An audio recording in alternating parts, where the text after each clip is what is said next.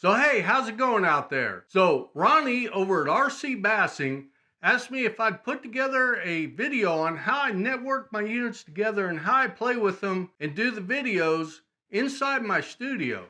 And he's not the only one. I've had a couple of different people ask for this video, so I thought I'd go ahead and do it. So the first thing I want to bring up, you're going to need some things. And the first one is a Garmin power cord. And the reason I bring that up is for me to use both of these, I did have to take one of my power cords off of my boat. And if you've watched any of my videos, I'm actually pretty anal about my connections. So I had to cut the solder connections off and get the cord and bring it in. And of course, I'll have to bring my boat back in and solder it all back in. So you don't want to be messing with that. And I do not recommend that you put quick connects on your power cord, because at some point in time, you're going to end up having problems with those. So what you may want to do is just go ahead and buy another power cord. The other big thing when we talk about power, do not use a battery charger only to power your units. That is a really bad idea and probably will not end up well, and you may damage your unit. So do not do it. So let's talk about the fuses for a second. Hey, over here, guys, over here, come here. Yeah, hey, so one of the questions I get asked all the time is, can I power up my unit with my transducer on? And the quick answer is no, you shouldn't. That's a good way to damage your transducer. So you want to avoid having your unit on with your transducer out of the water if you can. Disable all sonar. Just hit that power button quickly, and in the bottom right hand corner it'll say disable all sonar if you want to put some settings in. But with that said, have I pulled my trolling motor up and went to the next hole, made a 10-15 minute run and left my sonar unit on?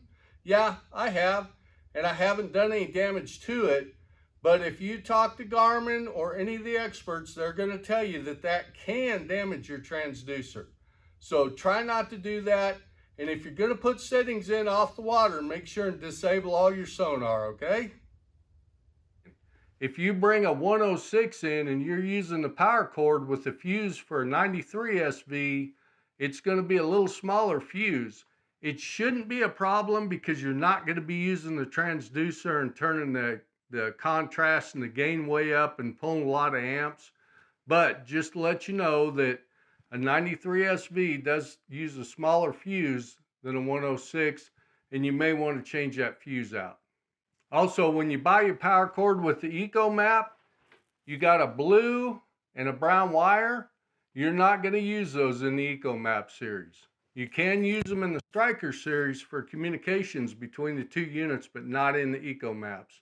And I'm not sure about the GS maps if you use the blue and the brown wire or not.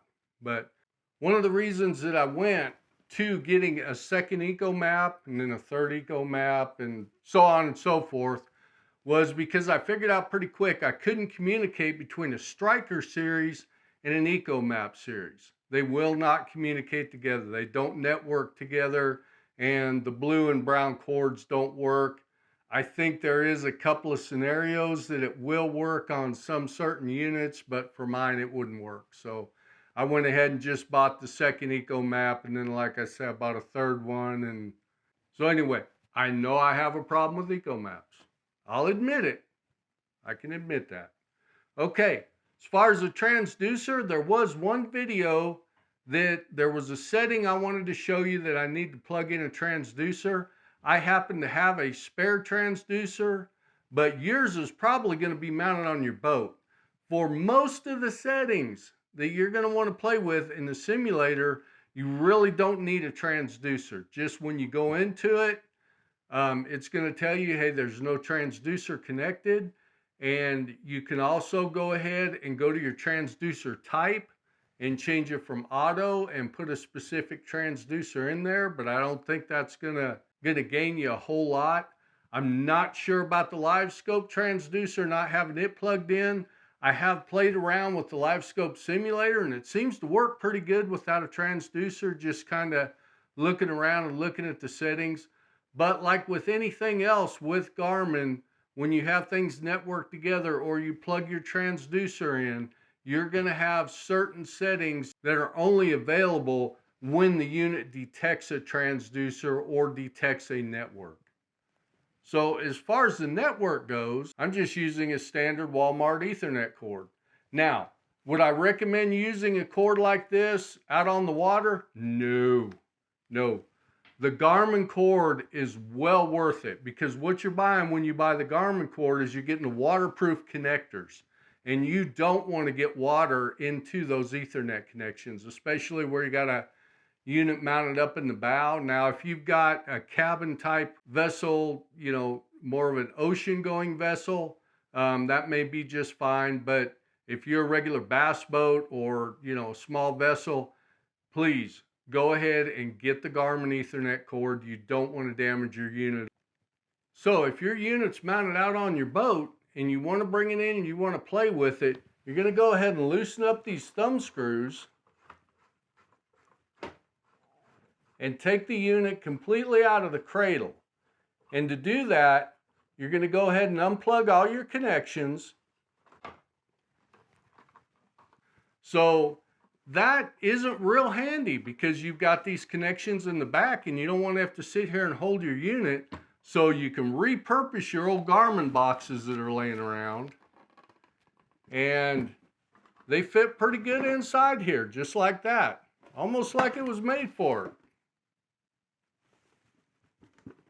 And pop you a couple holes in the side of it and run those thumb screws in and put something heavy in the bottom of it so it doesn't tip over. And that works out pretty good. And of course, you could always get some metal or something and bend a U shape and make a cradle for it, which is possibly what I'll be doing later on. Now, normally, when you come off the water, all you're going to do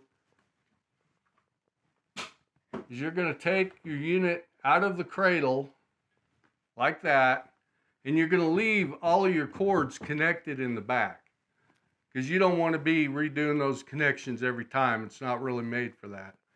But where you're going to just bring it in and play with it and you need the power connection and whatnot, you can just do that. And for you guys with the kayaks, build you a sonar pod or something, and then that way it's all completely self-contained and you can bring it in, you can put it on a charger when you're not using it, and that is a really handy way to do it. You can see I got my transducer mounted right on the bottom of it. My batteries are on the inside. I got my little 7-inch striker on here, and that works out really well.